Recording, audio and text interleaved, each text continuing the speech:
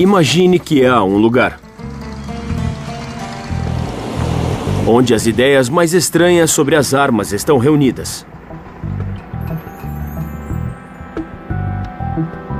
Deveria ser algo como isto.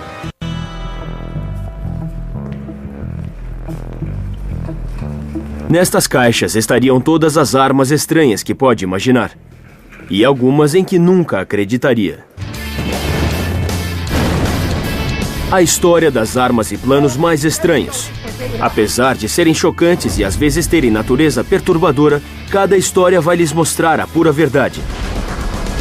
Minas terrestres nucleares isoladas por frangos. Gatos biônicos como aparatos de escuta. Bombas feitas de morcegos, gatos, cachorros e pombos. Panquecas que explodem e que você pode cozinhar e comer. E um porta-aviões feito de gelo. Nós estamos prestes a pesquisar os lugares mais estranhos da história militar.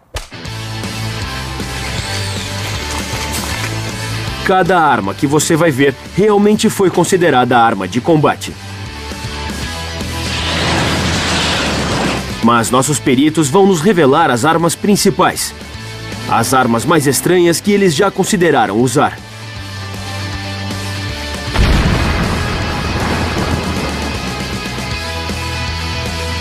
Armas estranhas.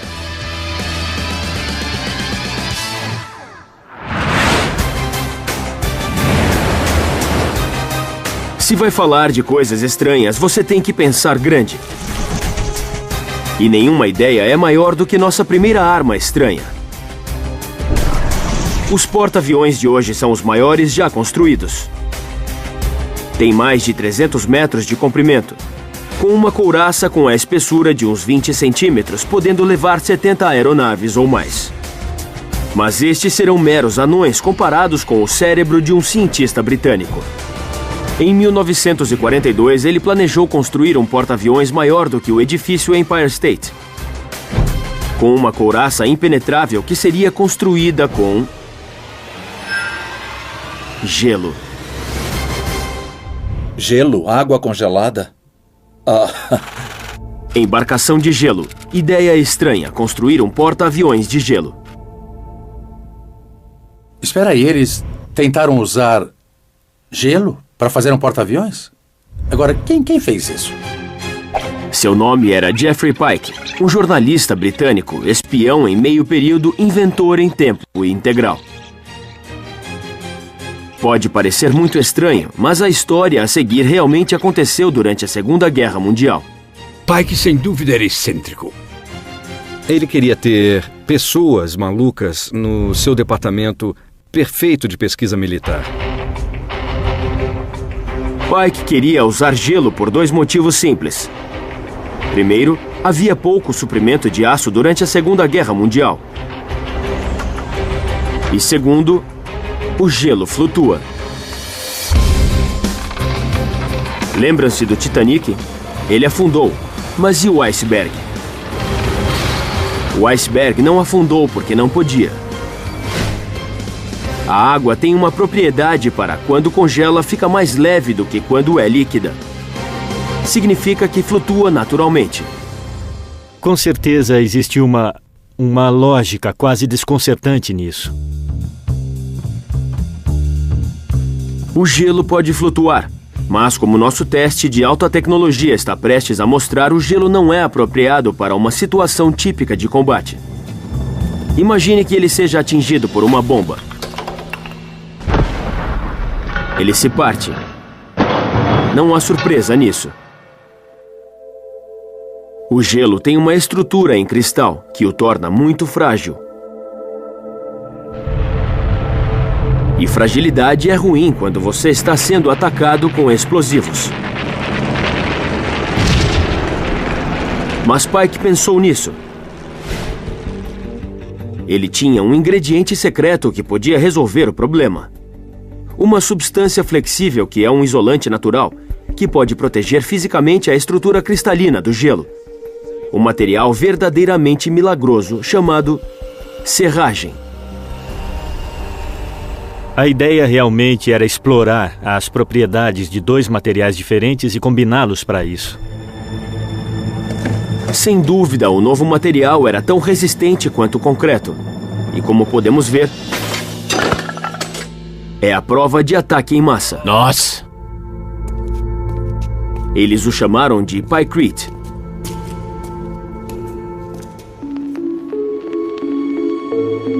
Lord Louis Mountbatten, o chefe de operações combinadas, ficou muito empolgado com essa ideia maluca. Ele foi voando para a residência de Winston Churchill com um bloco de Pykrete, mas o primeiro-ministro estava no banho. Ele entrou no banheiro e jogou um pedaço dessa coisa na banheira de Winston Churchill. Um banho quente era ideal para demonstrar a vitória definitiva do Pykrete. Foi incrível. Após meia hora, o bloco ainda não tinha derretido. Isso porque a madeira é um dos melhores isolantes naturais do mundo. À medida que o calor passa, é disperso. Sempre que tem uma camada de serragem, ela funciona como uma coberta que mantém a próxima camada fria por um bom tempo. Churchill achou que aquilo era ótimo, então deixou que prosseguissem com o projeto. Churchill ficou tão impressionado que ele e Mountbatten decidiram fazer uma reunião com o alto comando militar dos Estados Unidos. Mountbatten tinha um argumento irrefutável que iria silenciar todo mundo que ousasse duvidar da sabedoria de um navio feito de gelo. Ele disparou uma bala no Pykrete. Uma bala de pistola chega a 640 km por hora e pode provocar um buraco num capacete de aço que esteja a 100 metros. Mas não conseguiu penetrar no Pykrete. A bala ricocheteou por todo lugar. A bala passou pelas calças de um almirante e foi parar na parede. O Pykrete sobreviveu. O navio de gelo inafundável de Pike recebeu sinal verde. À medida que a história se revelava, todos ficaram um pouco empolgados. O almirante queria uma carcaça à prova de torpedo com espessura de 12 centímetros. A esquadra aérea queria um deck de 600 metros de comprimento para seus pesados bombardeiros. E a marinha queria um leme de 30 metros de altura. Seria um porta-aviões 2 vezes maior do que os de hoje. Mas eles se esqueceram de uma coisa. Para construir esse monstro, eles precisariam de fábricas refrigeradas enormes para esfriar o Pykrete a menos 30 graus Celsius. E do que são feitas as fábricas de refrigeração? Do mesmo material raro que tinha inspirado a pesquisa desde seu início: aço. Na verdade, consumiria mais aço para construir a fábrica refrigerada do que para fazer um navio de aço. Simplesmente não havia aço disponível para construir um navio cuja principal vantagem era não ser feito de aço. A ideia de um navio de gelo simplesmente derreteu. Perto, mas sem charuto. Resultado, foi construído um protótipo com 18 metros. Ele levou quase um ano para derreter. Projeto congelado. Genial! Armas estranhas não conhecem limites. O tipo de mente que idealiza um navio de gelo dificilmente vai obstruir o caminho. Através da história moderna, algumas das ideias mais malucas têm envolvido animais. E quando se trata de usar animais como armas, os guerreiros estranhos realmente cruzaram fronteiras. Agora, com o início da Guerra Fria, as coisas ficaram meio fora de controle.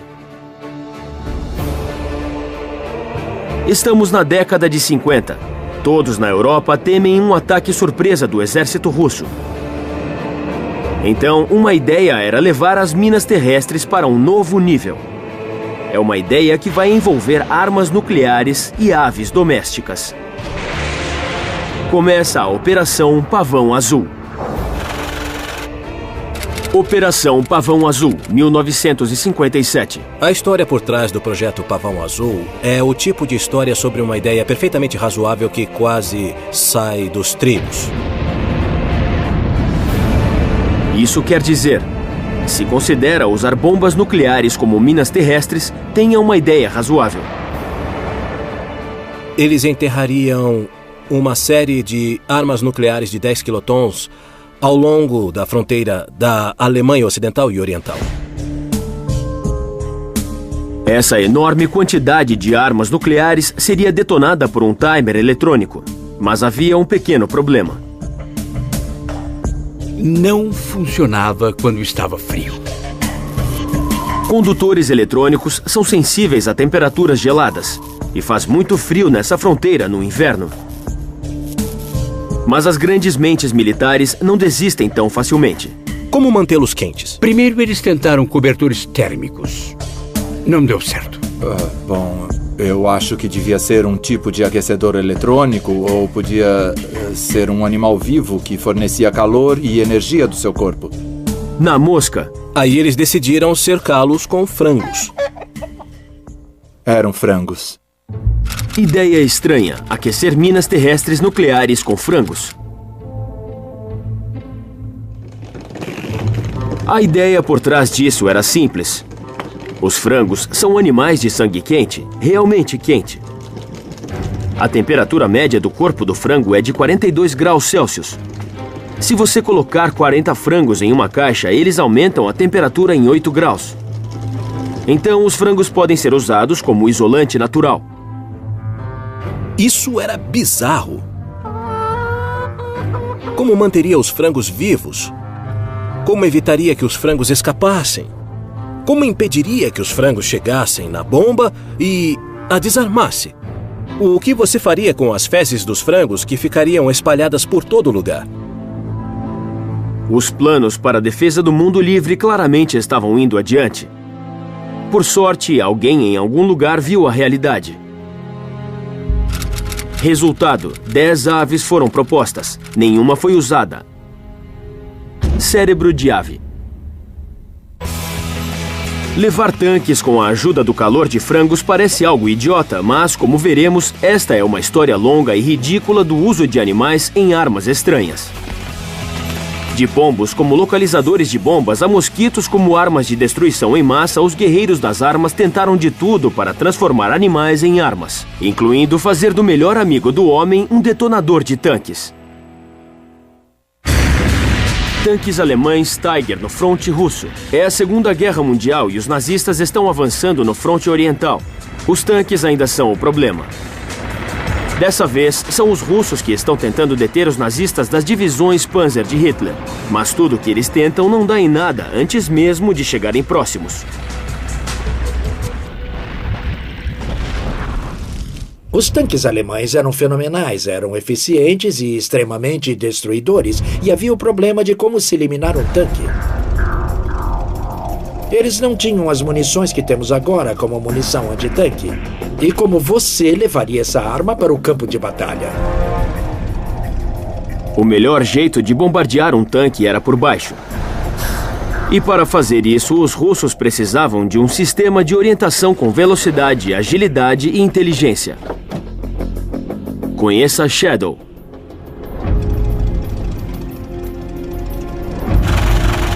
O cão antitanque. Ideia estranha, usar cães como detonadores de tanques.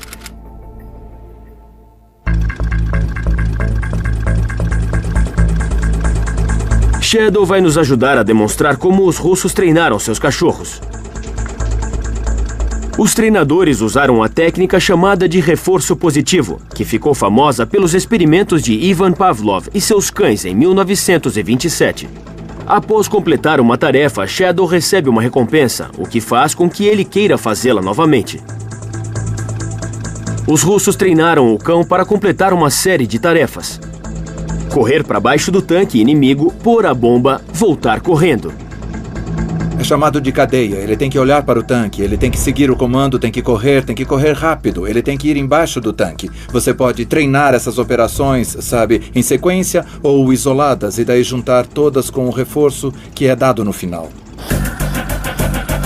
A próxima parte é que é realmente perigosa. Temos que pôr isso nele. Sim. Hoje isso seria visto como crueldade com o animal. O cachorro carrega uma mina de 13 quilos em uma jaqueta amarrada nas suas costas. Para que isso dê certo, os russos tinham que treinar um cachorro como Shadow para puxar a corda e liberar a bomba. Isso é chamado de modelagem. Quando ele olha para a corda, você lhe dá um reforço e continua a fazer isso. Daí ele vai tocar a corda com sua boca e ele vai puxá-la. É um plano ambicioso. Shadow tem que liberar a bomba no lugar exato e exatamente no momento certo. Teria confiança de que treinaria um cachorro e de que ele iria deixar isso no lugar certo? Não teria. Não mesmo. Foi aí que as coisas não deram certo para os russos. Quando puseram o plano em prática, os cães corriam para baixo do tanque e corriam de volta para os treinadores, geralmente com a bomba ainda presa nas costas. E assim ele voltou para a prancheta de desenho com uma só coisa para arrumar: com disparo automático.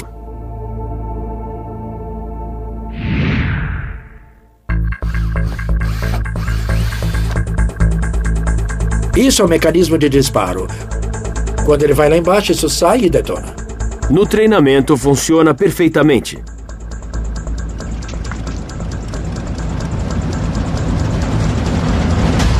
O problema é que os russos não pensavam ou cheiravam como cães. É uma boa definição. O cão vê o mundo através do seu nariz. Os russos cometeram o erro de treinar os cães em seus próprios tanques. E parece que os tanques russos tinham um cheiro característico. Os tanques russos usavam diesel. Os alemães, onde colocavam as bombas, eram a gasolina. E isso ficou confuso. Para os cães, tudo que cheirasse a gasolina não era um tanque por princípio. Então, os cães ficaram confusos. Como o cão não encontrava nada que cheirasse a tanque, ele voltava com sua bomba e seu disparador automático. Sendo assim, o cão-bomba funcionou, mais ou menos. Na Batalha de Kursk, em agosto de 1943, os cães-bomba destruíram 12 panzers alemães, o que deixou os alemães com somente 2.488. Só naquela batalha. Os russos nunca registraram quantos tanques eles perderam para o amigo peludo. Resultado: acerto menor do que 0,48%.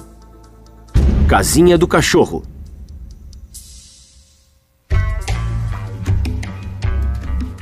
Uma vez mordido, tome cuidado.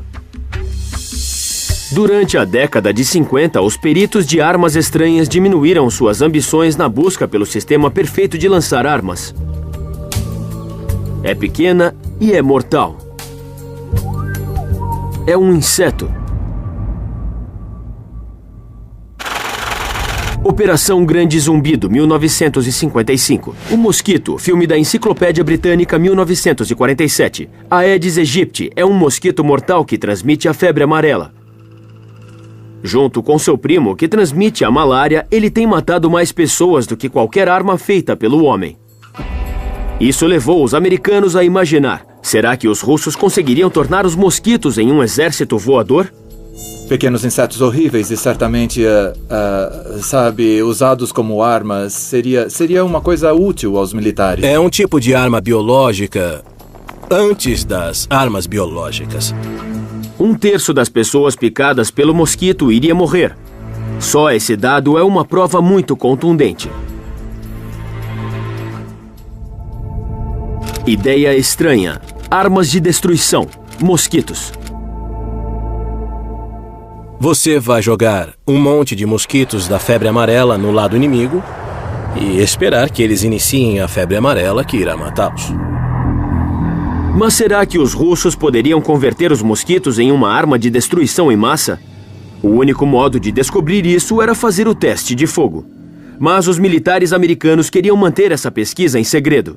Então eles fizeram os testes em seu próprio quintal. Uma das coisas que me chamam a atenção sobre a Operação Grande Zumbido é que eles testaram em americanos. Em um dia lindo de primavera, em maio de 1955, e os bons cidadãos da Geórgia não sabem que estão prestes a tomar parte em um dos experimentos de massa mais perversos da história das armas. Enquanto os bombardeiros lançavam suas bombas, ninguém suspeitava que eles iriam lançar 300 mil mosquitos pelo estado.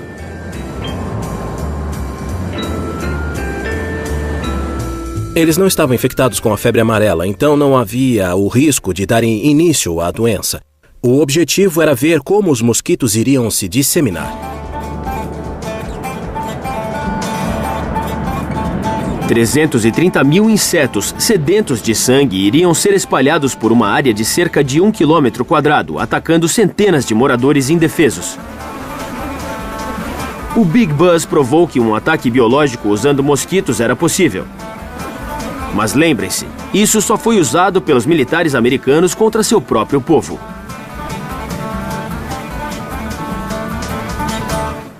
Sabe, eu morei na Geórgia, então é por isso que tem tantos mosquitos lá hoje? Eu estou meio zangado com isso. Resultado: deu certo em seu próprio povo. Fogo amigo. O problema das minas com frangos, os cães antitanques e os navios feitos de gelo é que tudo isso é muito estranho para dar certo. Mas às vezes, apenas às vezes, as ideias mais simples alcançam o sucesso. A história a seguir é 100% verdadeira. Ela envolve um herói diferente emergindo de circunstâncias difíceis. Fronte Ocidental, França, 1918. Como pedir por socorro se está cercado e preso em território inimigo? Essa era a pergunta do 77º Batalhão Americano, o batalhão perdido que ficou preso na floresta francesa durante a Primeira Guerra Mundial. Eles estavam cercados pelos alemães, mas ninguém sabia que eles estavam com problemas. Com as mortes se acumulando, eles precisavam desesperadamente enviar uma mensagem ao quartel-general. A comunicação é uma das coisas mais importantes que você tem que ter no campo de batalha. Perigos da guerra. A comunicação no campo de batalha era muito difícil de se ter. Sob condições normais, o que eles faziam era usar a comunicação disponível, a comunicação por fio, o telégrafo. Mas estas não eram circunstâncias normais. A única esperança deles de sobreviver estava nas mãos da alta precisão do sistema de entregar pelo ar. O pombo. Pombo-correio. Ideia estranha. Comunicar-se através de pombos.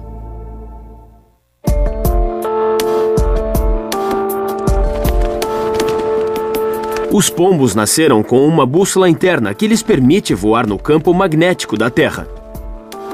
Isso é feito através de células especiais que contêm pequenos magnetos e, no caso dos pássaros, se encontram no cérebro ou em uma parte do bico. Novidade na Primeira Guerra Mundial, pombos na guerra. Na Primeira Guerra Mundial, os pombos eram usados regularmente como correio para levar mensagens a longa distância. É claro que os alemães sabiam que esses pombos levavam mensagens e eles se tornaram alvos. Um por um, os guerreiros do 77º foram pegos pelos alemães. Finalmente, um sobrou, chamado Cher Ami, que quer dizer querido amigo.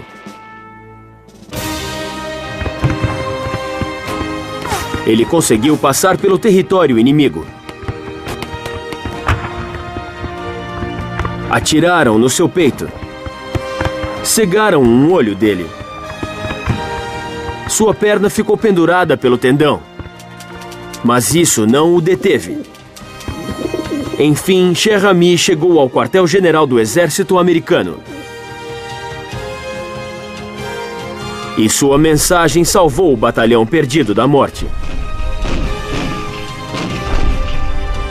Cher Ami recebeu uma perna de pau e foi declarado um grande herói americano. Ele foi enviado aos Estados Unidos pelo general americano John J. Pershing por ter salvo 194 homens. Resultado: Cher Ami recebeu a Cruz da Guerra por seu heroísmo. Outros pombos seguiram o seu exemplo. Sucesso! Existe uma medalha chamada Dickens, que é dada para animais por sua bravura. E os animais que mais receberam medalhas Dickens foram os pombos.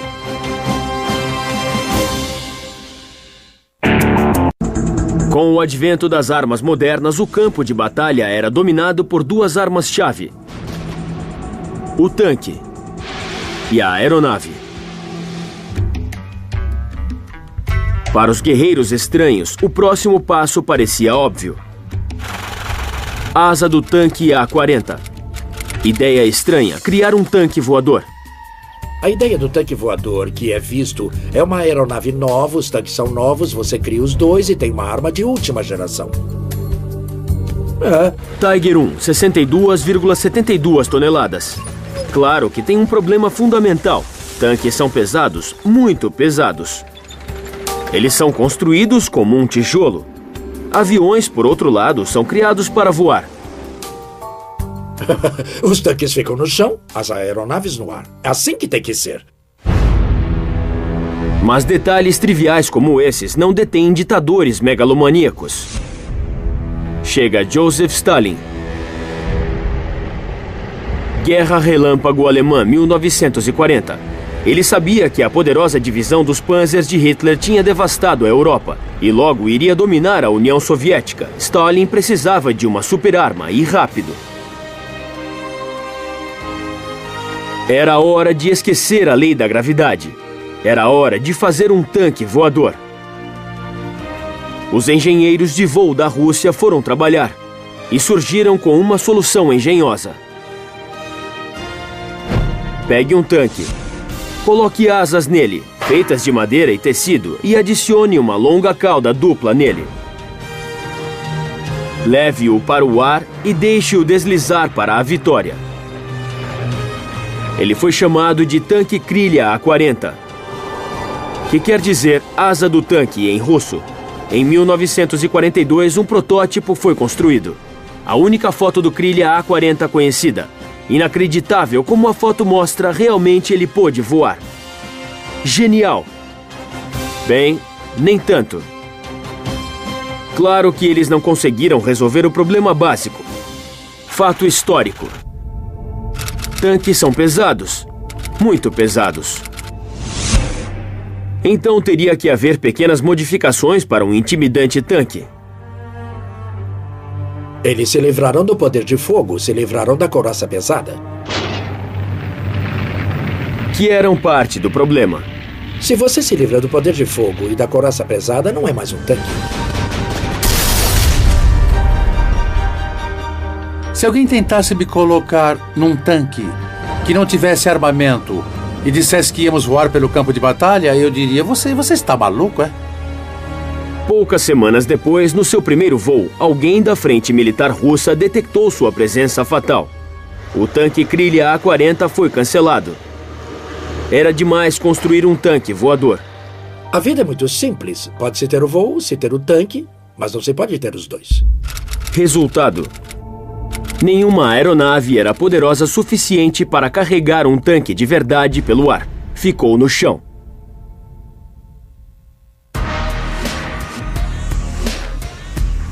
Se não pode fazer um tanque voar e ainda governa o ar, talvez você devesse tentar outra coisa.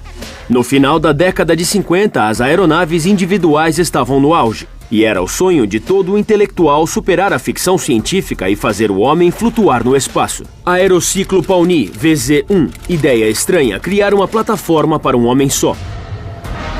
Filme de teste do VZ-1, 1956. Em 1956, a Marinha Americana conquistou isso com o aerociclo Pawnee Hiller VZ-1. Uma plataforma transportada por via aérea parecia o modo perfeito para explorar e ficar numa posição de onde eles poderiam ver muitas coisas.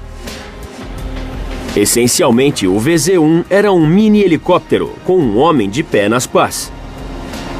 As duas pás enormes viravam em direções opostas abaixo dos pés do piloto, permitindo a subida, e eram direcionadas pelo piloto simplesmente mudando seu peso de lugar, uma técnica chamada de controle sinestético. É o mesmo princípio da prancha de surf no ar. Mas mesmo os bons pilotos tendiam a cair da prancha de surf. Se caísse da plataforma, você ia ser esmagado pelas hélices que estavam logo abaixo. Mas esse não era o verdadeiro perigo.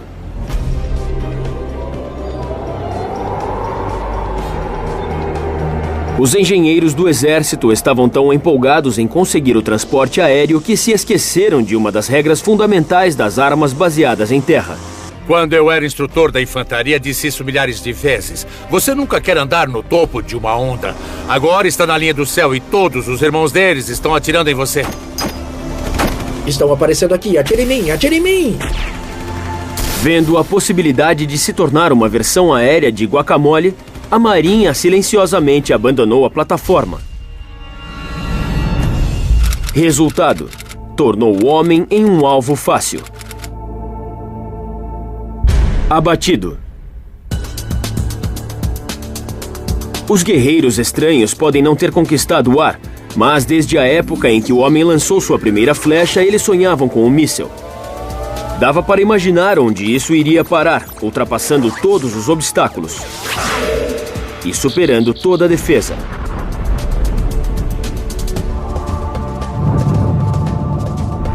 Mas antes do BICM, antes do laser, dos satélites e computadores, a engenhosidade do homem iria usar outras coisas, como pombos e gatos, e até criar uma solução vinda do ar.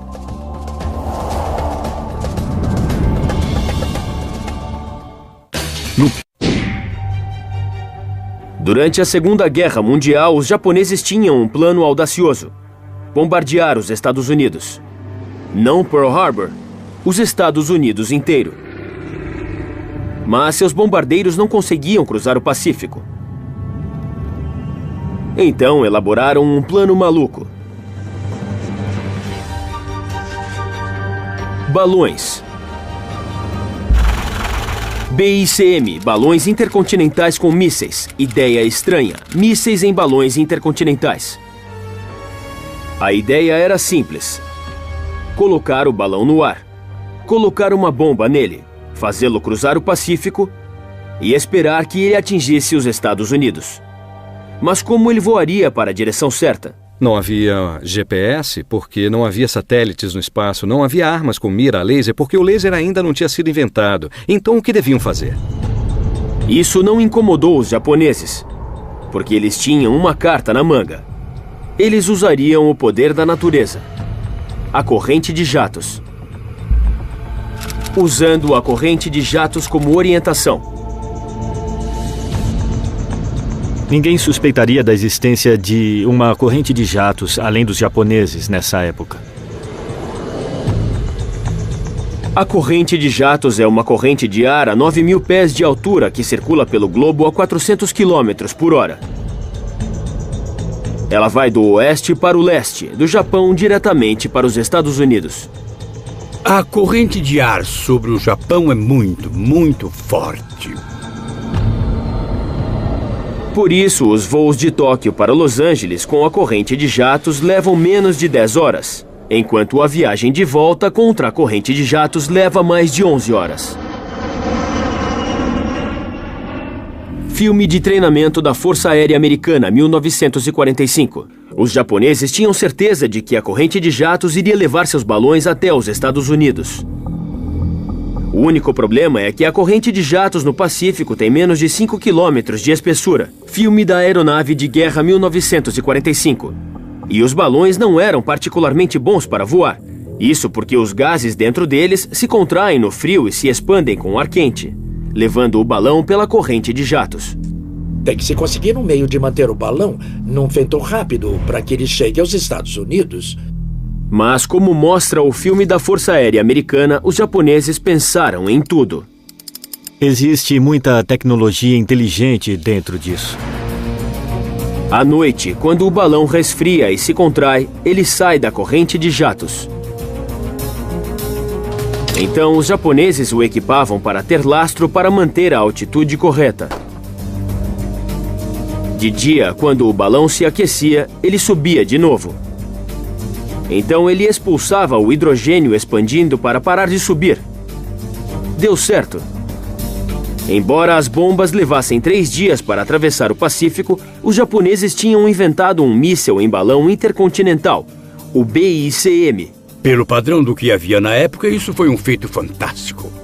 Os japoneses tinham inventado um sistema para carregar uma bomba que podia atravessar o Pacífico e realmente lançá-la na América do Norte.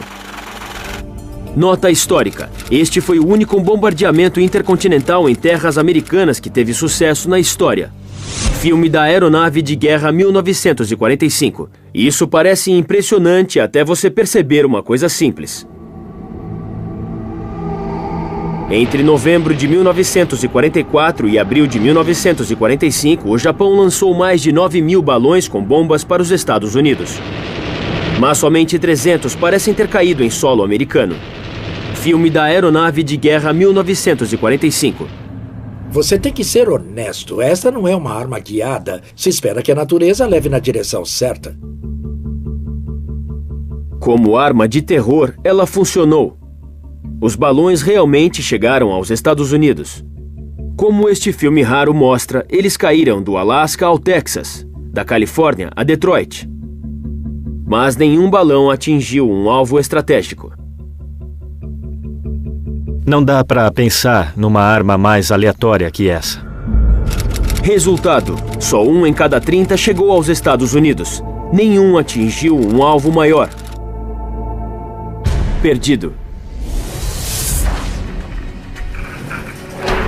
Se você quer atingir um alvo distante, você precisa de um sistema de orientação. E antes da época dos computadores, isso significava que você tinha que ser inventivo. Durante a Segunda Guerra Mundial, alguns cientistas da Marinha dos Estados Unidos eram muito criativos. Eles acharam que tinham o aparato perfeito. Gatinho bomba. Ideia estranha: usar um gato para guiar uma bomba. A bomba guiada por um gato era uma ideia que, mais uma vez, era uma dessas coisas que pareciam bizarras. Mas a ideia por trás disso era simples. Gatos odeiam água. Então a Marinha disse: sabem, podemos usar isso. Essa foi a ideia que os pesquisadores renegados tiveram. Um arnês é amarrado no gato, que está dentro da bomba, e é jogada de uma alta altitude sobre o navio inimigo. Como o gato não quer se molhar, ele vai tentar guiar a bomba para dentro do navio. Como o gato se mexe e se vira, o arnês é desenhado para que o gato mexa o rabo para acertar a bomba diretamente nos navios japoneses. Não é surpresa que a ideia não tenha funcionado por 2 razões simples. Primeira, gatos não têm medo de água. E mais importante, a bomba gera muita força G sobre o gato, então o gato acaba desmaiando. Assim, seu sistema de orientação acabava. A bomba guiada por gato afundava sem deixar vestígios. Se alguém viesse a mim e dissesse: olha, vamos usar gatos para guiar mísseis, vamos jogá-los em navios porque gatos não gostam de água, provavelmente eu daria um soco no seu rosto e diria: você é um idiota. Resultado: nunca foi usado em combate. Perdeu de lavada. Estava se tornando claro que gatos não eram ideais para o sistema de orientação de bombas. Em 1943, a Marinha Americana estava desesperada para obter um aparato que pudesse bombardear o Japão. A solução deles era o cérebro de criança do Dr. Lytle S. Adams, inventor diabólico de meio período. Em período integral era dentista. Ele planeja bombardear o Japão usando morcegos.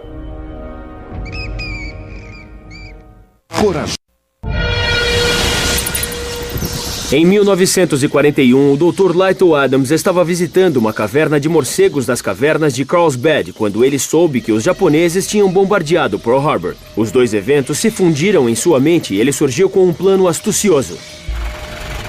Morcego bomba. Ideia estranha: usar morcegos como aparato incendiário. Um morcego bomba? Você está ficando maluco? Mas Adams não estava completamente louco, ele fez as contas. Havia 2 modos de jogar 15 quilotons num alvo. Um é: você pode jogar uma bomba atômica, 15 quilotons, sem problema. O outro modo de fazer isso é você usar 1 milhão de morcegos com 15 gramas de grande poder incendiário ou explosivo. O mesmo efeito, 15 quilotons. Adams tinha pensado em tudo. Morcegos já têm um sistema de orientação com sensores acústicos. Eles carregam suas crias no voo. Então, eles são fortes o suficiente para carregar explosivos. Eles gostam de se alojar embaixo de telhados. E as construções japonesas eram principalmente feitas com madeira, bambu e papel, perfeito para pegar fogo. Tudo fazia sentido. Você tem um grande incêndio com 1 milhão de morcegos. Você pode incinerar a cidade. É uma estranha combinação de lógica e loucura. A ideia podia ter morrido, exceto que uma de suas pacientes era casada com um homem muito poderoso. Franklin Roosevelt disse que esse homem não era louco. Eu não acho impressionante que o presidente tenha decidido ir em frente com isso. Eu acho que eles precisavam tentar qualquer coisa. E se a ciência mostrou que podia dar certo, o teste mostrou que ia dar certo, o que se tem a perder? Uma pesquisa de $2 milhões e o desenvolvimento do programa estavam caminhando. Para tornar os morcegos em pequenas bombas, Adams usou uma nova invenção secreta. Um explosivo gelatinoso chamado napalm. A Força Aérea jogaria centenas de containers, liberando milhares de morcegos a cada vez. Cada morcego levaria 15 gramas de napalm preso ao seu peito e com um timer. Uma vez que o napalm fosse detonado, iria incendiar sem piedade. Como se tornava líquido, as chamas entrariam em cada rachadura e fenda. Ele ia fazer de Tóquio uma cidade em chamas. O morcego bomba deu certo, sem dúvida funcionou. Não há dúvida quanto a isso, ele funcionou. Em agosto de 1943, os morcegos bombas provocaram um incêndio sonhado por Adams. Infelizmente, não era em Tóquio. É a base militar americana de Carlsbad, no Novo México, onde os morcegos estão sendo treinados. Acidentalmente, os morcegos foram libertados e eles imediatamente foram para a base onde eles estavam trabalhando e decidiram se infiltrar e destruir a base inteira.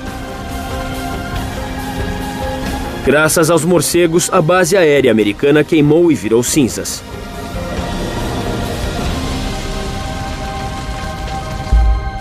Resultado: a ideia foi suplantada pela bomba atômica. Queimou. Quando se trata de armas guiadas, seja balões ou morcegos, algo estranho às vezes dá certo. E como nós vamos ver, um sistema orientado por animal pode funcionar muito bem. Se o animal puder ser treinado para ir na direção certa e se ele não desmaiar no meio do caminho. A resposta era simples. O pombo. Projeto Orcon. Ideia estranha. Míssil guiado por pombo.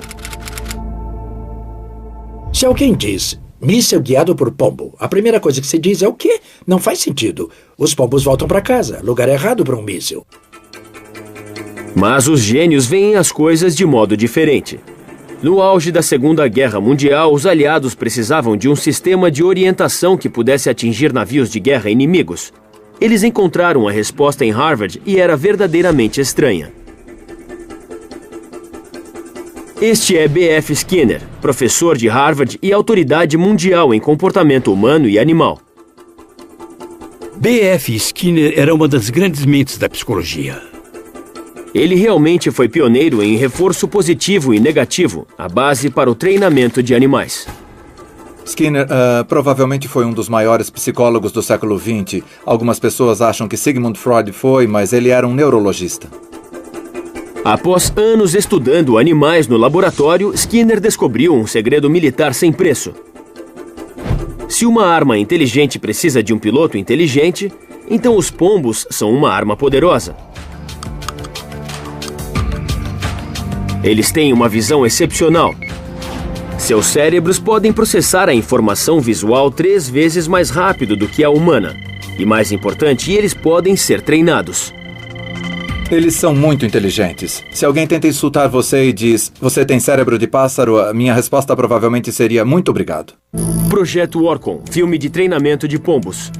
Skinner treinou seus pombos usando o reforço positivo. Se isso dá a resposta certa, como bicar quando receber o comando, o pombo recebe uma recompensa. Usando esse método, ele treina os pombos para tarefas incrivelmente complexas. Ele até os ensina a jogar ping-pong.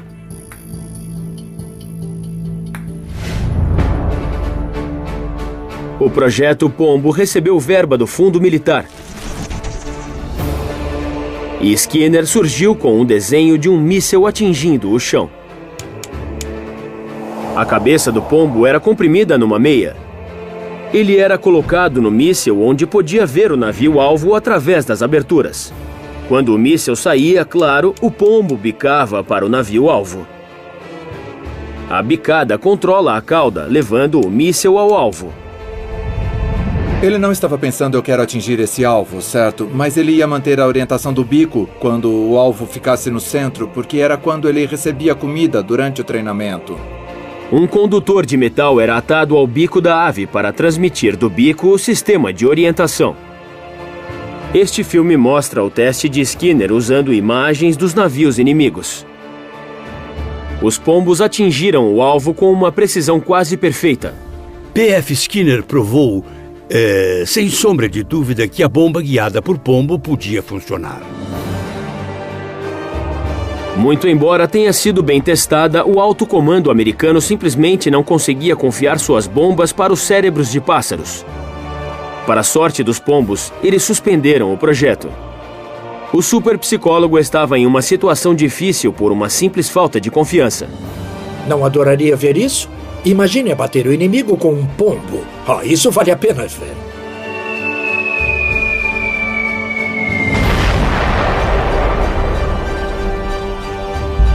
Resultado: cancelado em 1944, revivido em 1948, mas suplantado pelos sistemas de orientação eletrônicos. Abandonado.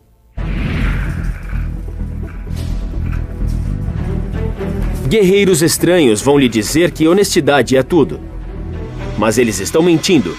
A decepção faz parte da guerra. Na verdade, é muito importante. Numa guerra estranha, você tem que lutar contra os traiçoeiros. Winston Churchill disse que era tão importante que a verdade tinha que ser cercada por um guarda-costas das mentiras. As coisas nunca são o que parecem ser. Em especial, quando bonecos vão à guerra. Do dia.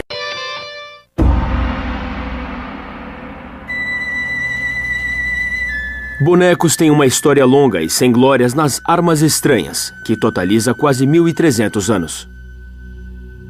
Uma fortaleza da dinastia chinesa Tang estava sob ataque e não tinha mais flechas. Então, o general surgiu com um plano astucioso. Ele ia fazer bonecos de palha e baixá-los até o chão do lado de fora do castelo. Os bonecos seriam as iscas de flechas. O inimigo iria pensar que aquilo era um ataque e iria enchê-los de flechas. Os bonecos foram içados de volta pelas paredes do castelo e eles rapidamente tiveram um novo suprimento de flechas. Os chineses Tang estavam rearmados. Foi um esquema realmente brilhante. Totalmente brilhante. 1.300 anos depois. Filme de treinamento anti-atirador, Primeira Guerra Mundial. Usar bonecos para rearmar suas tropas, sem dúvida, foi inteligente. Mas, durante a Primeira Guerra Mundial, eles deram um passo adiante. Eles salvaram milhares de vidas diretamente. Durante a época das trincheiras, o exército britânico perdeu inúmeros homens para um inimigo invisível. Atiradores alemães altamente treinados. O atirador pode estar bem longe e, de repente, alguém é morto. Eliminar os atiradores tornou-se a prioridade número 1. Mas como você mata alguém cujo principal objetivo é ficar escondido?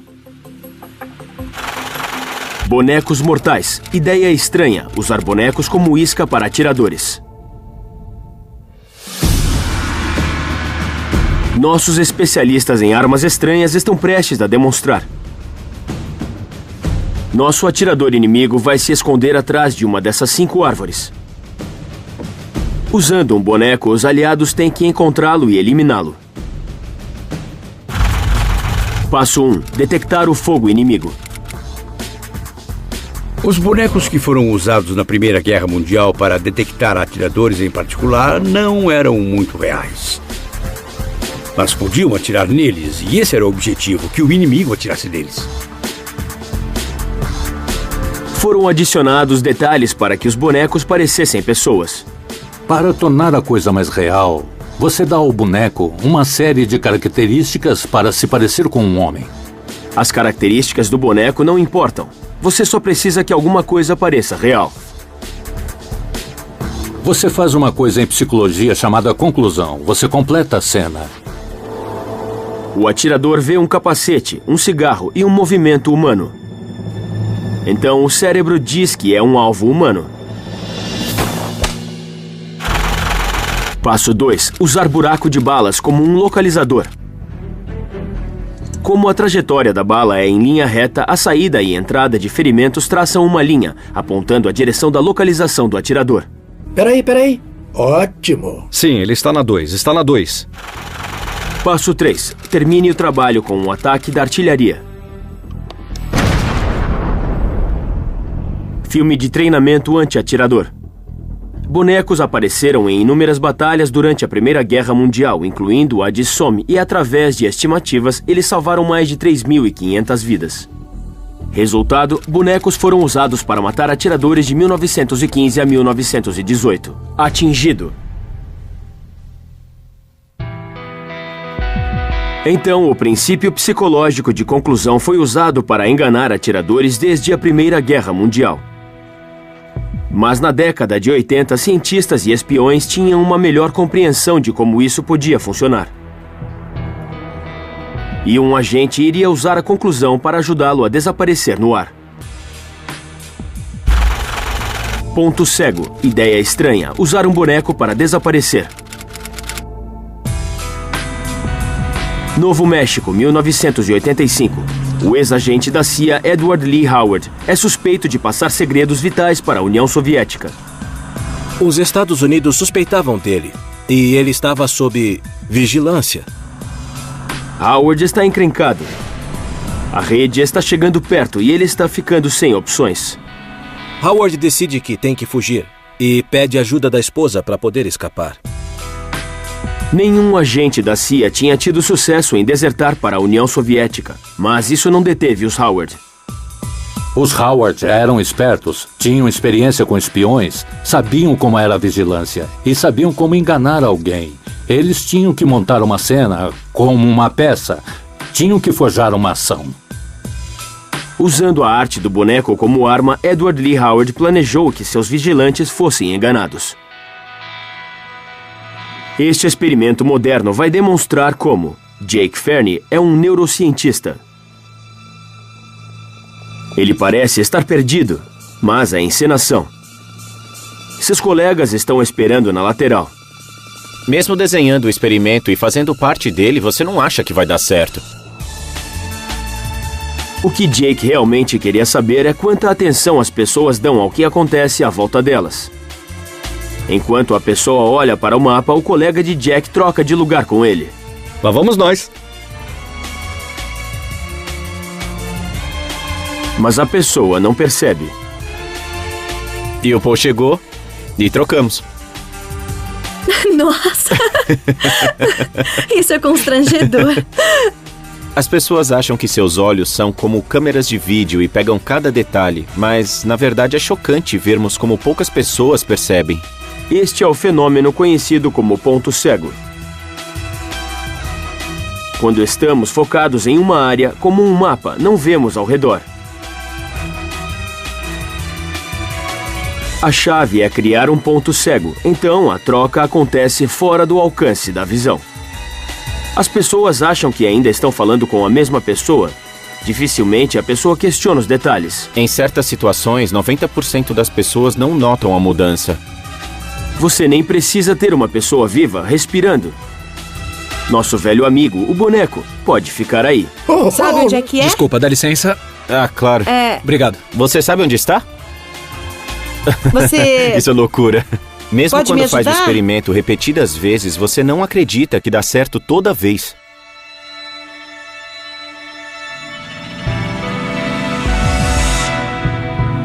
De volta ao Novo México, o ponto cego vai permitir que Edward Lee Howard desapareça. Enquanto está dirigindo com sua esposa, Howard planeja sair do carro e ser substituído por um boneco. Vamos dizer, você pode fazer uma curva em dado momento, sair do carro, seu amigo pode colocar o boneco e o boneco vai aparecer e a perseguição vai continuar. Mas eles têm que ser rápidos. Ele só tem 5 segundos para colocar o boneco na mesma posição. Então, como você surge com um boneco rapidamente? Como Howard sabia, a CIA tinha a solução e era muito estranha.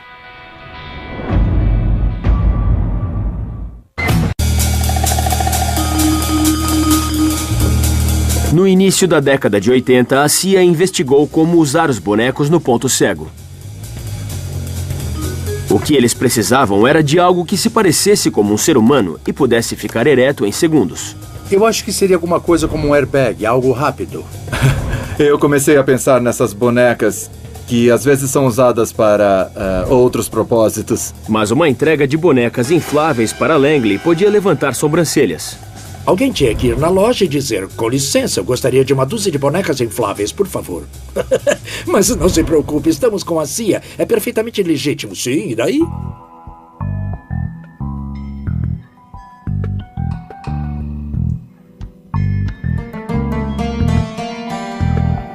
Nossos cientistas de armas estranhas estão prestes a testar o problema que a CIA estava tentando resolver.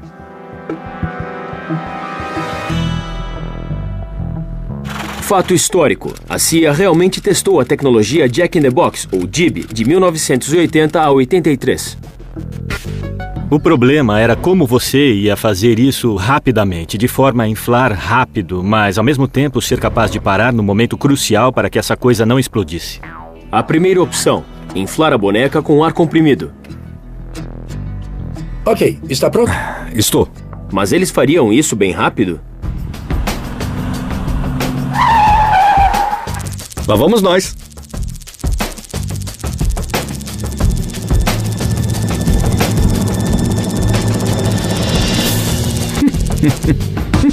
Dez segundos.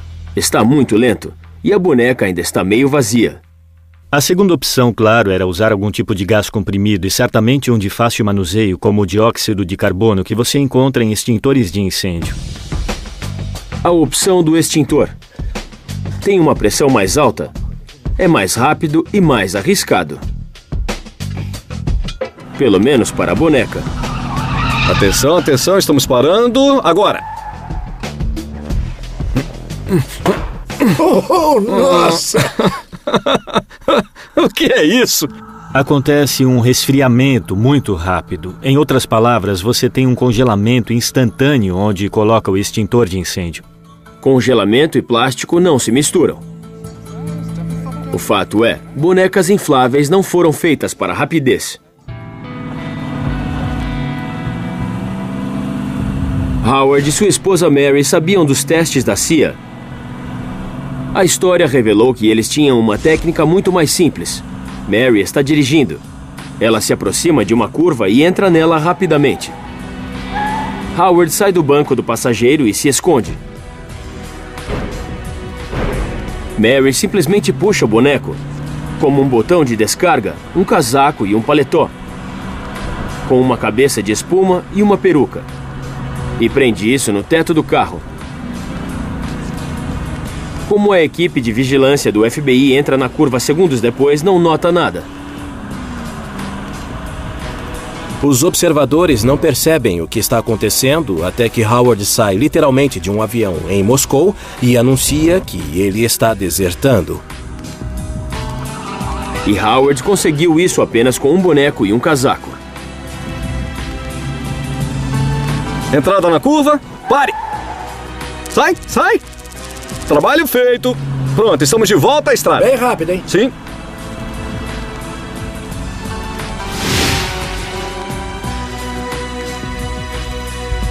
Resultado: em 1985, Edward Lee Howard se tornou o primeiro agente da CIA a desertar para a União Soviética. Sucesso!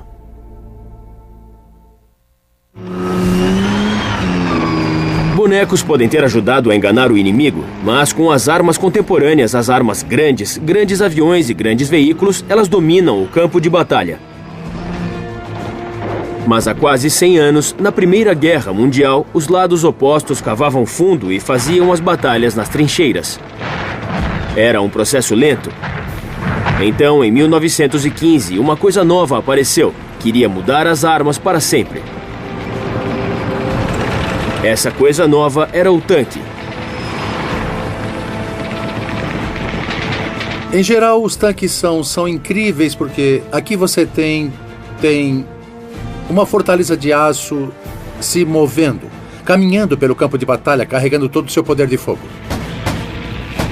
Muitos tanques da época pesavam menos de 30 toneladas, para serem ágeis.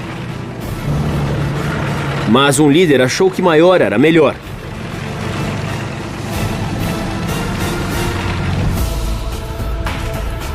O czar Nicolas II da Rússia viu esses tanques incríveis e queria um.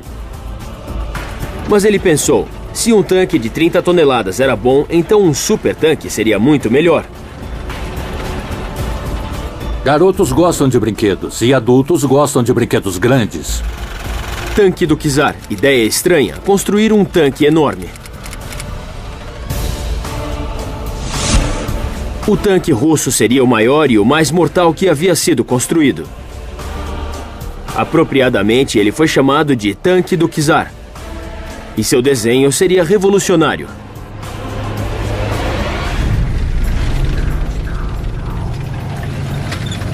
Muitos tanques tinham esteiras para poderem atravessar o campo de batalha, mas as esteiras tornavam-os lentos. A velocidade máxima de um tanque que os britânicos tinham conseguido era de 6,5 km por hora. Um homem andaria mais rápido. Os russos não só queriam que ele fosse grande, como queriam que fosse rápido. Muito rápido. Então eles tiveram uma ideia brilhante. Um tanque enorme com rodas.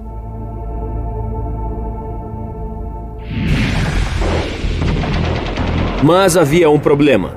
Rodas podem atolar em terrenos difíceis, no campo de batalha. Para transpor o obstáculo, os engenheiros tiveram uma ideia. Pense grande. Como essas demonstrações mostram, rodas pequenas dão problemas quando estão em terrenos difíceis. Mas rodas grandes não dão.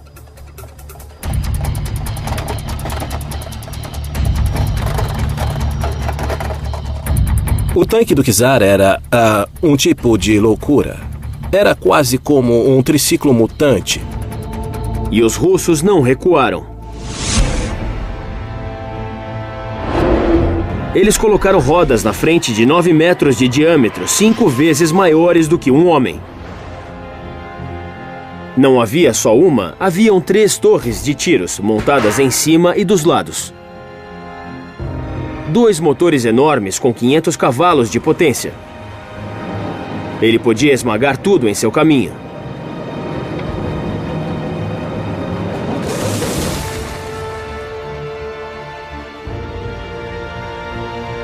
Em agosto de 1915, o tanque do czar estava pronto para os primeiros testes. Em uma floresta secreta, fora de Moscou, a demonstração começou na frente dos principais generais russos. O tanque enorme não parava por nada. No processo de teste, eles levaram o tanque para a floresta e o tanque atolou. Mas então aconteceu uma coisa. O tanque bateu em um lugar com lama e imediatamente atolou. Como isso podia ter acontecido? Com certeza, essas rodas gigantes tinham sido desenhadas para isso. Mas eles se esqueceram de uma lei básica da física. Dobrando o tamanho da roda, torna-se 8 vezes mais pesado.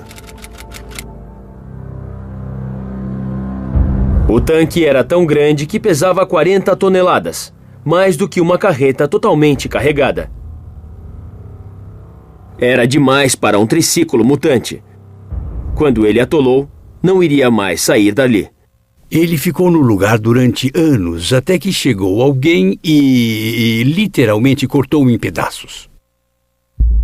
Resultado, o tanque de 40 toneladas atolou nos testes.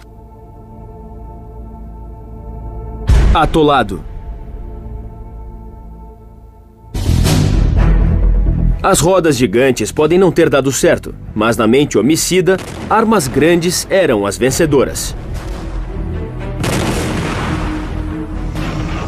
Então não seria surpresa que na Segunda Guerra Mundial, Adolf Hitler tenha decidido construir a maior arma da história.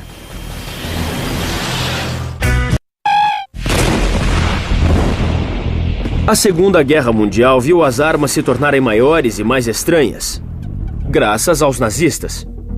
Em 1943, elas começaram a ser construídas em um bunker colossal próximo da costa da França, não muito longe da Grã-Bretanha. A estrutura do mamute tinha 21 metros de altura e 11 metros de profundidade, com paredes de até 5 metros de espessura, feitas inteiramente de concreto. Se isso desse certo, poderia lançar 36 foguetes V2 a cada dia. Filme do teste do V2 1943. Ele ficou conhecido como Le Blockhaus. Le Blockhaus, alvo estranho, bunker indestrutível.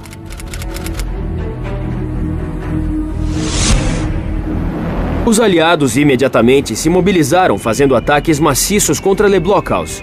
Mas o bunker tinha sido especificamente desenhado para resistir a bombas convencionais que explodiam no chão. Explosões que aconteciam no chão produziam explosões no ar. Para demonstrar a explosão no ar, nossos peritos em explosão estão colocando uma carga que replica o que acontece quando você joga uma bomba em cima de um bunker.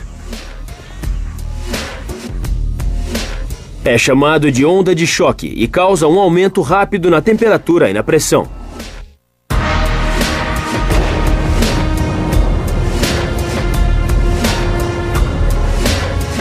E essa energia é absorvida pelas paredes do bunker, que é bem espessa para aguentar a explosão. Apesar do poder da explosão, o efeito é mínimo.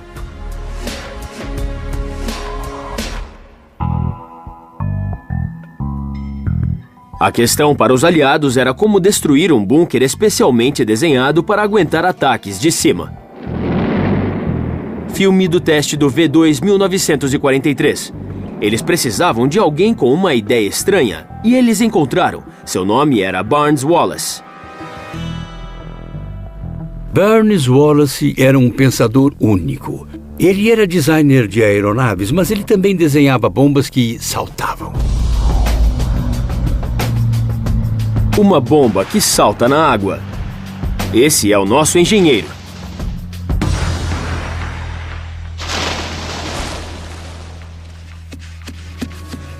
Barnes Wallis percebeu que ele conseguiria o mesmo efeito se ele conseguisse, de algum modo, enterrar sua bomba sob Le Blockhaus.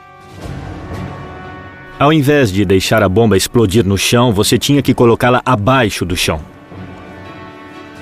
A terra é mais densa do que o ar, então ela transmite muito mais potência diretamente para as fundações do prédio. Um mini terremoto.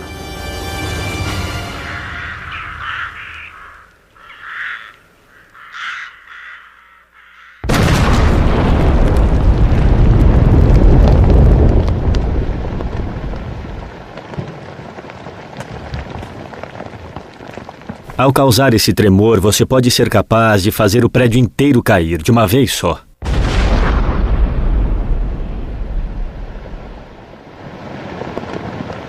Mas os aliados não podiam entrar na França ocupada e começar a cavar buracos enormes sob um dos prédios mais resistentes do mundo.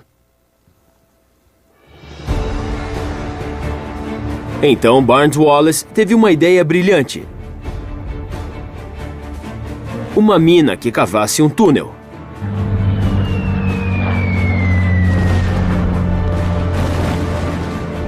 Talboy, alvo estranho, bunker indestrutível, ideia estranha, construir uma bomba que cavasse um túnel. Talboy era a bomba mais estranha do mundo. Sua ponta era feita de aço blindado. Ela era colocada em um bombardeiro especialmente modificado, desenhado para carregar o seu peso e ser jogada de 6 quilômetros de altura. Isso dava tempo para a bomba acelerar em mais de 4.000 quilômetros por hora, mais do que 3 vezes a velocidade do som. Seu nariz muito duro permitia que entrasse fundo no chão. Então ela explodiria, criando um terremoto em miniatura que faria com que o Le Blockhaus desmoronasse. Barnes Wallis tinha criado uma bomba que podia ser jogada para baixo. Agora era a hora de colocar isso em prática. Em 19 de junho de 1944, um bombardeiro Lancaster modificado pelo Esquadrão 617 da Força Aérea Britânica sobrevoou o canal com o Talboy a bordo. Destino: Le Blockhaus. Os alemães não suspeitavam de nada. A bomba penetra no chão e, como Wallace previu, causa um mini terremoto. A missão é um sucesso. Le Blockhaus não tem mais conserto e os foguetes V2 são colocados fora de serviço para sempre.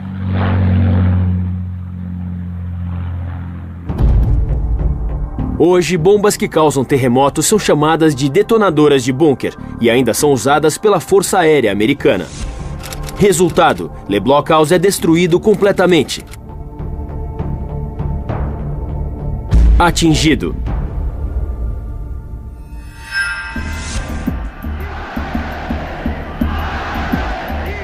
O lançamento do foguete V2 não era o único plano dos nazistas para atacar a Grã-Bretanha. É 1943. O coração industrial da Alemanha nazista está sendo atacado pelos bombardeiros dos aliados. A Força Aérea de Hitler, a Luftwaffe, não foi capaz de realmente contra-atacar. A Alemanha não estava se saindo muito bem. Agora Hitler queria armas incríveis que fossem capazes de atravessar o canal. Um super canhão que fosse capaz de atirar em Londres a partir da França ocupada. 160 quilômetros de distância. Hitler era um megalomaníaco. Ele era realmente um homem muito louco. No caso de Hitler, ele achava que, de forma realmente patológica, que ele sabia muito mais do que seus generais, até mesmo do que seus cientistas. Para fazê-lo feliz, os engenheiros nazistas surgiram com uma ideia monstruosa. Superarma V3. Ideia estranha: construir uma arma gigante. Só o cano teria 150 metros de comprimento. 2 vezes maior do que um avião jumbo. Para ter um alcance máximo, precisava ter um ângulo de 45 graus. Para suportar seu peso, deveria ser enterrado no chão. Para ter potência para chegar a Londres, a 1.600 quilômetros de distância, eles acoplaram foguetes de impulsão ao longo do cano. À medida que a bomba passasse a cada impulsionador, o explosivo aumentava sua velocidade. As cápsulas deixariam o cano a mais de 5.000 quilômetros por hora, 2 vezes mais rápido do que um jato de combate. Atingiriam Londres em 2 minutos, e diferente de uma bomba ou míssil, você as ouvia chegando. De Superarma V3. Em março de 1944, ela estava quase pronta para destruir a Grã-Bretanha. Mas uma arma desse tamanho era difícil de esconder. Todo mundo notou.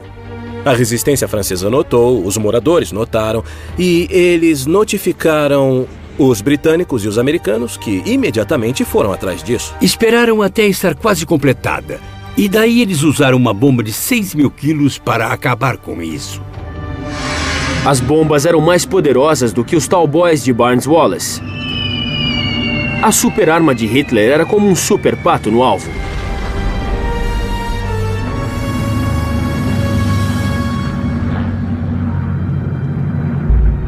Resultado: destruída com bombas Talboy em 1944. Falhou.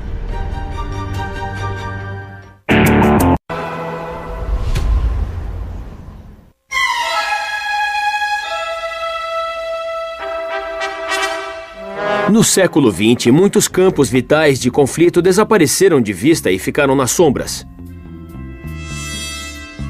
Esta é uma história de guerra com microfones ocultos, agentes químicos nocivos, comida que explode e engenhocas covardes.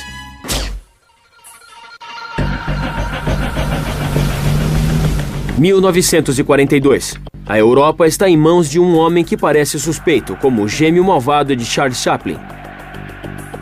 As forças aliadas estão tentando arquitetar um plano para derrotá-lo. Do outro lado do Atlântico, em Washington, o Serviço Americano de Estratégias, conhecido como OSS, está estudando Hitler e procurando um meio de derrotá-lo. Baseado em seu comportamento, eles acreditam que ele exibe o que consideram tendências femininas, como pouco controle emocional e violência, e arroubos passionais. Eles queriam usar isso em vantagem deles. Isso era uma coisa maluca. Isso sugere muito mais sobre a psicologia dos agentes americanos que surgiram com isso e tinham uma obsessão quanto à masculinidade dele, ao invés de ser uma arma de guerra realmente eficaz. Isso não iria deter o homem chauvinista da OSS. O plano deles era simples, mais do que isso. Era estranho. Baseado em suas pesquisas, eles achavam que seria simples transformar Hitler numa garota. Eles queriam expor Hitler a um coquetel de estrogênio e de outras coisas, esperando que ele perdesse o famoso bigode icônico. Bigode de Hitler. Ideia estranha: atacar Hitler com hormônios femininos. Na época, na mente da OSS, hormônios femininos equivaliam a voz fina e nada de pelos na face.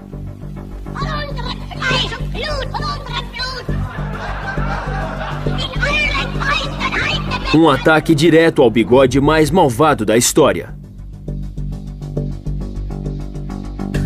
Mas o plano tinha uma falha fatal. Dar estrogênio a um homem não faria seus pelos faciais caírem nem sua voz ficar fina. Mas eles seguiram com seu plano. Eles pagaram para o jardineiro de Hitler colocar estrogênio em sua comida. Mas eles nunca descobriram a falha de seu plano, porque o jardineiro jogou fora o estrogênio e embolsou o dinheiro. Mesmo porque a USS não podia aparecer na sua porta e exigir seu dinheiro de volta. Resultado: cientificamente impossível. Sem cabelo. Japoneses ocupam a China, 1942. Os serviços de estratégia podem ter se esforçado muito lutando contra os nazistas, mas eles estavam no Oriente Distante e eles tiveram uma ideia explosiva. Novembro de 1942, os agentes secretos da OSS no Japão ocuparam a China, que estava trabalhando para sabotar o suprimento das linhas japonesas. Mas isso significava explosivos potentes e eles eram difíceis de esconder. Você é um espião e está disfarçado, é um sabotador. Claro que não pode andar com um grande saco escrito bomba nele.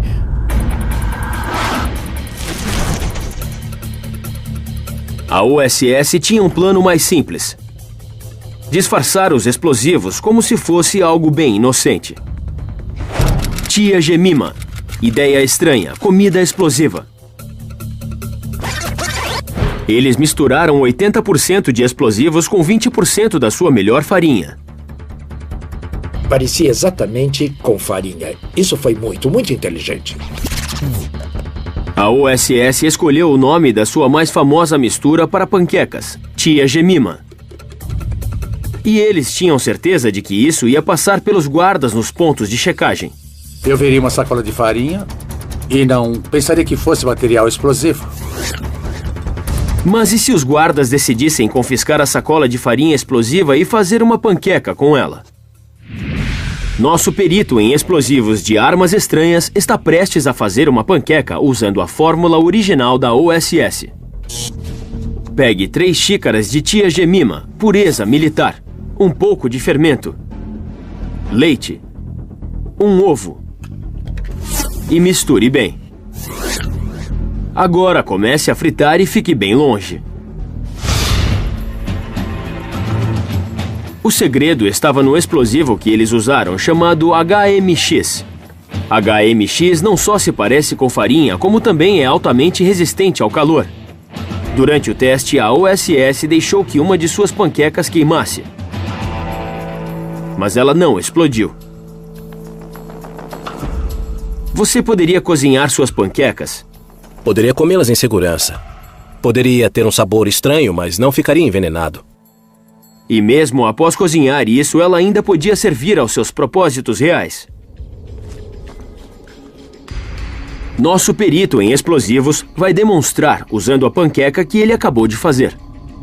Embora ele tenha queimado a panqueca, ele ainda podia colocar nela fios de telégrafo, usando um pouco de massa e um pouco de fita adesiva, onde colocou 2 cápsulas explosivas com um pouco de plasticina. E pronto!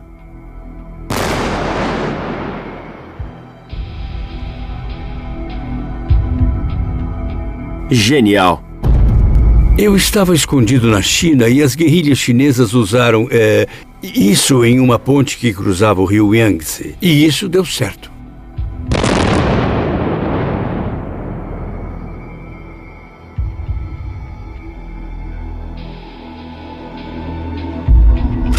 Resultado: 15 toneladas foram usadas na China durante a Primeira Guerra Mundial. Não foi detectada em nenhuma sacola. Sucesso!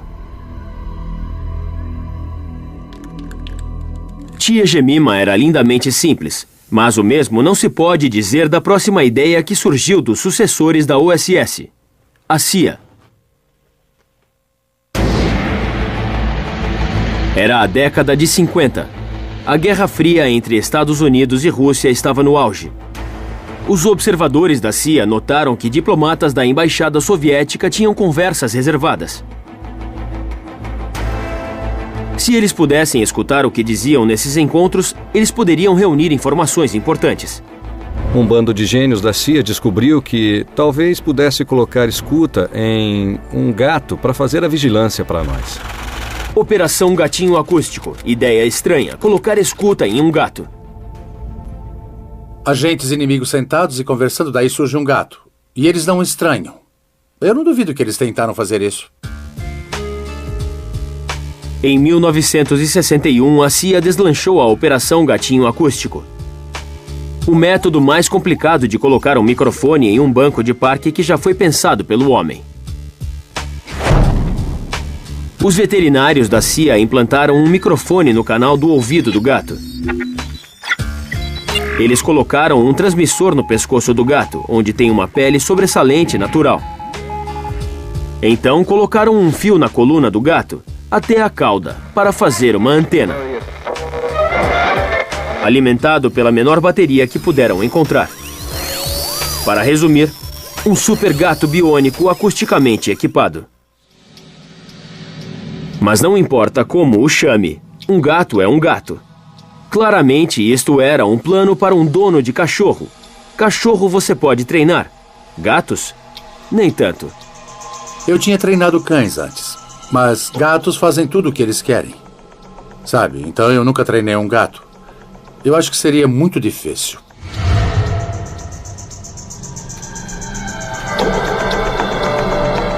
Mas fatos biológicos inconvenientes não iriam deter a CIA.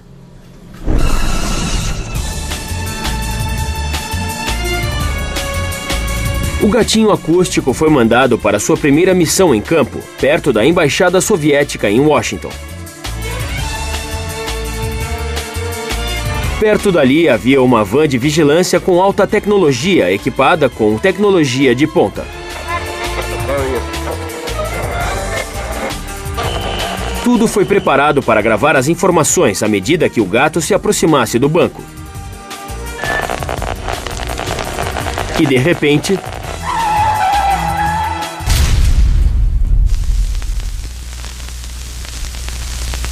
a Operação Gatinho Acústico acabou sob as rodas de um táxi de Washington. Resultado: gato foi atropelado. Catástrofe.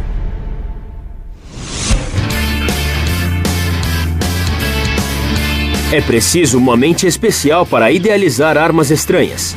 Um tipo de mente que não se perturba com a realidade, ridícula ou objeto de falha. Para cada arma estranha que dá certo, 10 outras falham em seu objetivo. Mas, apesar das probabilidades, os cientistas de armas estranhas permanecem firmes. Seja mísseis guiados por pombos, comida que explode, ou navios feitos de gelo. As armas estranhas têm uma história longa e ridícula de abraçar o estranho e fazer disso uma coisa que possa dar certo.